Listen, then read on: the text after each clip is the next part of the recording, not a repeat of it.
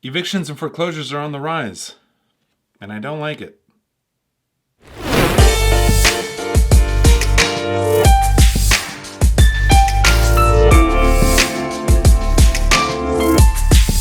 Welcome back. My name is AlexBeltran. I talk real estate. And have you heard the news? Evictions and foreclosures are now back on the rise, which is a great opportunity for some.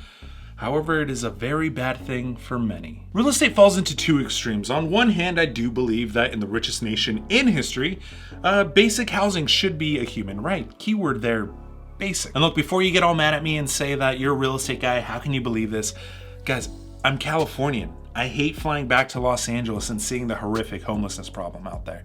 Look, I know that the homelessness problem isn't just housing, it's also mental health and a plethora of other things, but at least we can agree that there's something clearly wrong, right? On the other hand, I know that real estate is the best way to create and maintain generational wealth. It's a weird juxtaposition to be in. I think of that scene in The Big Short where Brad Pitt's character is telling those two other guys to stop dancing because they just bet against the American economy. And then all of a sudden their faces turn to horror. Whoa, I just got really scared. For those that are being evicted or foreclosed on, it is a nightmare. Losing your home has to be one of the more traumatic experiences of a person's life. I mean, it can leave families homeless, destitute, and without hope. I wouldn't wish that on my worst enemy. On the other hand, it is an opportunity. Real estate investors look at evictions and foreclosures as a way to grow their real estate portfolio, thus making more money in the process. They sign up for real estate tax lien sales, foreclosure auctions. I mean, evictions have become routine and streamlined with the exception of a couple of states. But is that really the best way to handle this situation? I'm asking, I'm not judging, all right? Just a little food for thought. We live in a capitalistic society where we preach free market, fairness, and equality, yet we use slave labor to mine bromine and cobalt to put into our cell phones. No judgment. I'm just saying we're really good at conveniently looking away. That's all. What really irks me about this round of evictions and foreclosures is the fact that it was crystal clear that it was going to happen, and yet no one was listening. Financial literacy, basically non-existent. Even the people with some level of financial literacy, when they talked, they basically talked over people's heads because the financially literate weren't paying attention anyway. Add to the fact that it is impossible to time the markets, so even when you're right, you're wrong. Even when you're wrong, you're right.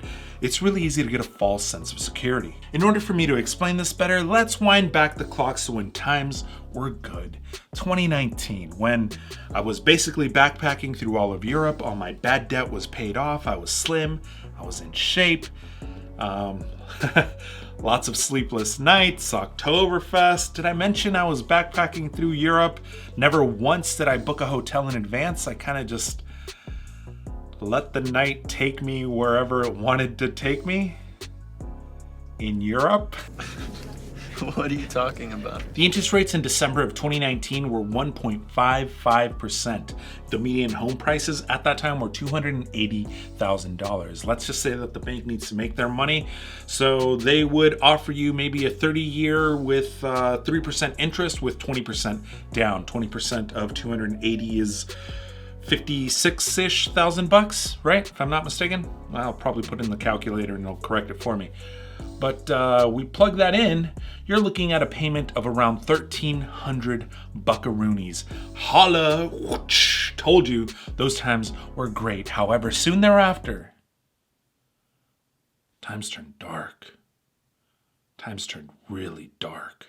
Now let's just say that the price of the home stayed the same. Spoiler alert, it didn't. But for the sake of this argument, let's just say it did. Today's interest rates are now 7.5% as of the time of this recording. If all the terms stay the same, but we switch that interest rate to now's interest rate of 7.5%, you're looking at a monthly payment of $1,900. That is a 45% increase in payment for the same damn house?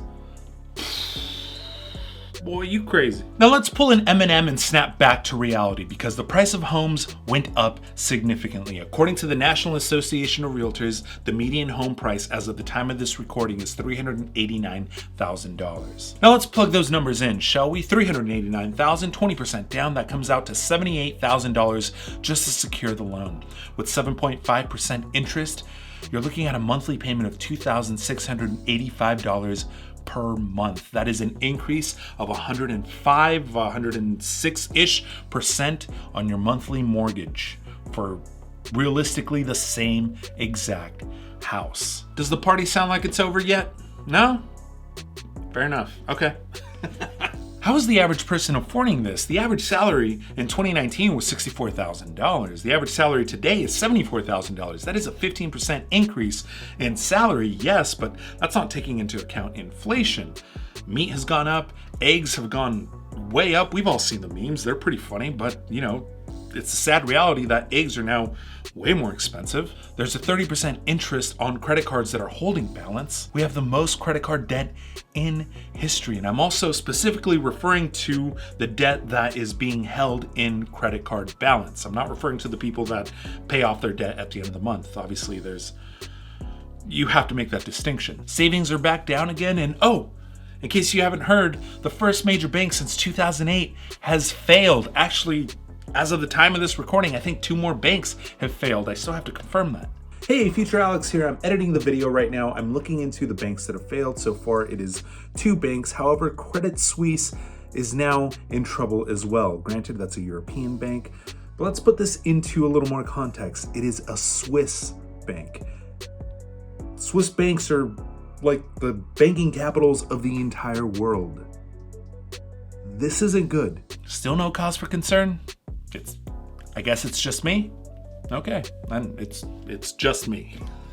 And look, guys, this is just like the surface level. I'm not touching the macro stuff. I'm not touching supply chain issues, the cost of building materials, car repos are through the roof, car financing is basically completely screwed.